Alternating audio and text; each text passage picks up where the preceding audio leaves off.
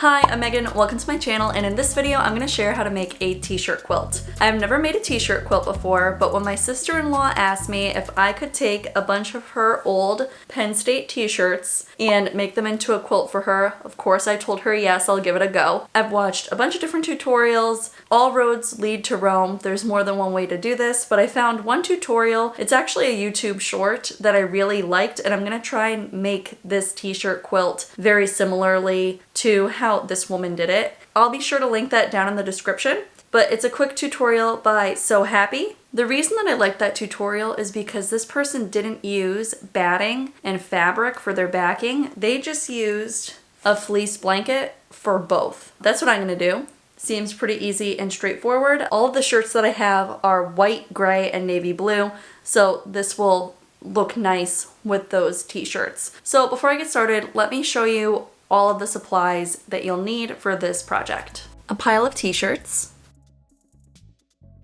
fusible interfacing. I used 4 rolls for my 20 blocks. I use this type here. This helps stabilize the squares so the t-shirt fabric doesn't warp and it's easier to sew. Your preferred blanket to replace the batting and backing. Thread of choice. I ended up using white for my top thread and gray for my bobbin thread. Pins or clips. I used clips. Cutting tools, and a mat if you're using a rotary cutter, a 12.5 by 12.5 ruler. Marking tools, I like chalk or ultra washable marker, something to use as a pressing cloth to protect your iron and the t-shirts from the interfacing glue and from the screen printing paint on the t-shirts, an iron and ironing board, and a sewing machine.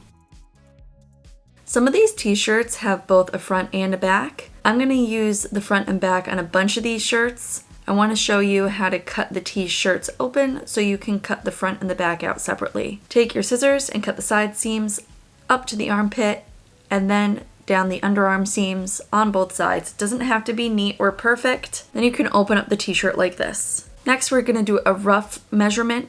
So place your 12.5 by 12.5 inch ruler down on the shirt. Center your graphic, and then I tried to use chalk, but it didn't work, so I switched to an ultra washable marker, and I'm just drawing a line about an inch away from my ruler on all 4 sides, and then cutting along this line. And then we have our uneven square here. It's okay because we're going to do our final cut after we interface it. Okay, so I have my interfacing here. And this is about 15 inches wide. And then I have my t-shirt piece. My interfacing is bumpy side up, which is the glue. Then I'm gonna put the wrong side of the t-shirt on the glue and just smooth all of this out. And then I'm gonna go in with my press cloth. And I like using this nice thin piece of fabric because I can see through it. So I can see the t-shirt underneath. And then I just take my iron and I press. And I melt the glue to the shirt. And I press, 5 to 10 seconds. I use steam. There might be a better way to do this. This might be the exact way that you're supposed to do it, but this is how I'm doing it. And just keep melting that glue. Because I'm using the press cloth, the glue will get stuck to the press cloth instead of to my iron.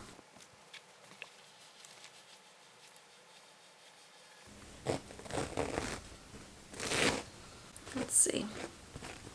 Okay, now I do the final cut, so I line up my ruler, and once it's centered on my graphic, I trace around with my washable marker, and then I cut it out. I prefer to use scissors. You can use your rotary cutter if you want. This is just how I feel I have the best control when cutting. Okay, so that is 1 down and we have 19 to go.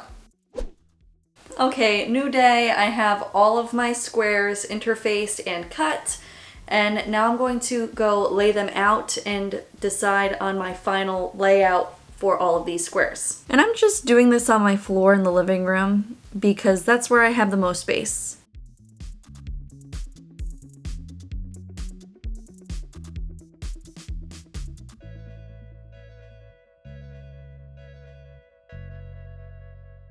And here's what I came up with.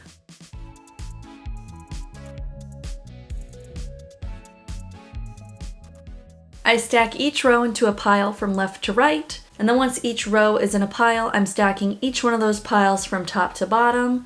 And what this is going to do is help keep my blocks in order for when I sew them together. I'm going to start sewing together the first row. I'm going to take my first block and place it face up, and then I'm going to take my second block and lay it face down on top of the first block. And then I'm going to line up my right side edges and sew them together at a 1/4 inch seam allowance. Don't forget to backstitch at the start and the end. Trim my threads, and then open these 2 blocks up. Now I'm going to go in with my third block and lay it graphic side down on top of my second block. And this is when I decided to use my clips to hold my edges together. So I'm just going to clip together at the right side edge and then sew them together at a 1/4 inch seam allowance. Trim the threads, then open the blocks up. Then I'm going to go in with my fourth block, place it graphic side down on the third block, line up the right side edge, clip in place, and then again sew together at a 1/4 inch seam allowance. And then I press all of the seams to one side. But remember which side you press them to, because each row's seams need to be pressed in the opposite direction of the previous row. So when you go to sew rows together, the seams are easier to match up.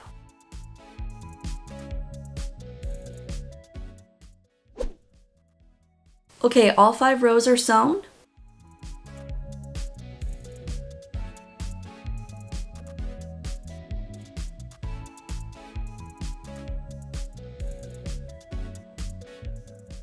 Now we have to connect them. Row 1 facing up, place row 2 on top like so.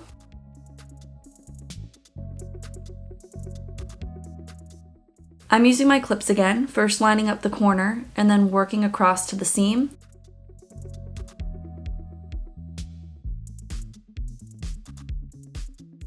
And here is where you see my seams were pressed in opposite directions, so I have a much easier time lining up my seams. Then continue adding clips.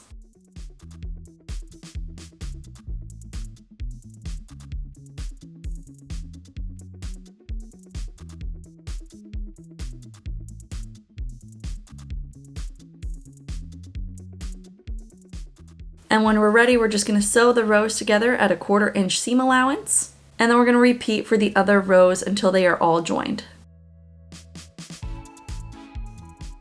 Here's what it looks like when they're all joined.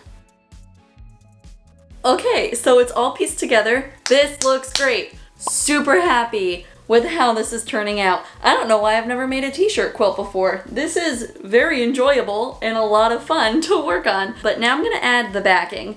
And I'm just going to use this fleece blanket that I picked up from Walmart. So I'm just going to lay this down and then I'm going to put the quilted piece on top of it. And then I'm just cutting the blanket to the exact same size as the quilt top all the way around.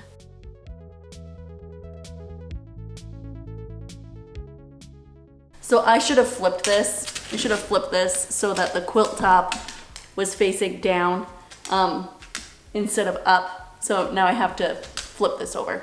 Ben, you go outside. So I flipped the quilt top so it's right side down, and then I'm just clipping the quilt top to the blanket all the way around.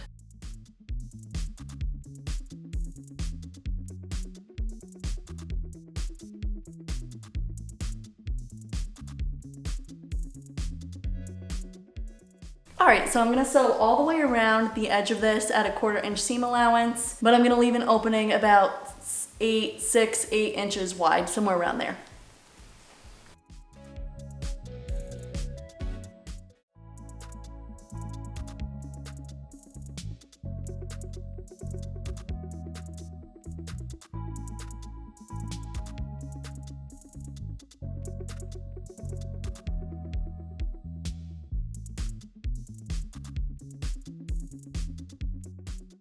Now I just have to turn this right side out.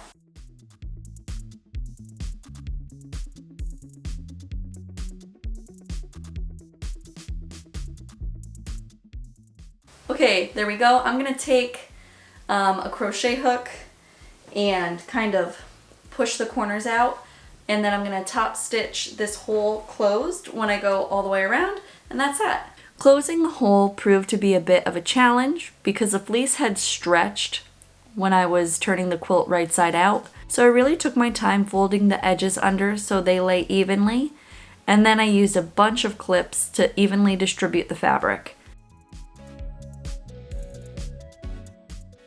And then just kept sewing all the way around, top stitching at about a 1/4 inch from the edge. Okay, here's the finished quilt. What do you guys think?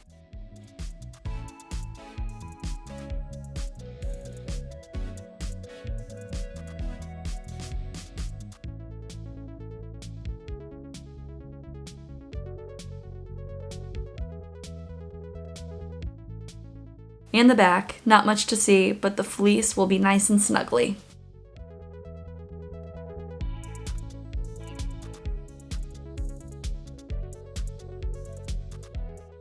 This turned out great.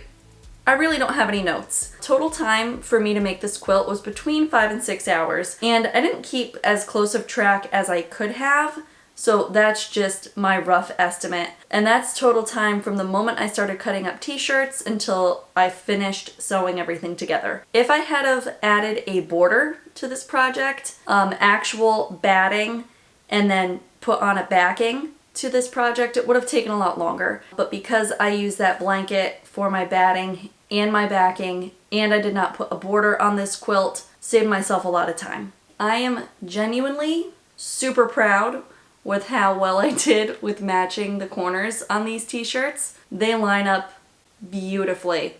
My confidence through the roof on this project. I love this blanket. I think they're gonna love this blanket. I would not hesitate to make another one of these in the future. It was actually quite a fun project. Okay friend, if you've made it this far, thank you so much for watching. Please be sure to give this video a like so I know to make more videos like this one in the future. If you want to follow along with future videos, please be sure to subscribe. And I'll see you gals in the next video. Bye!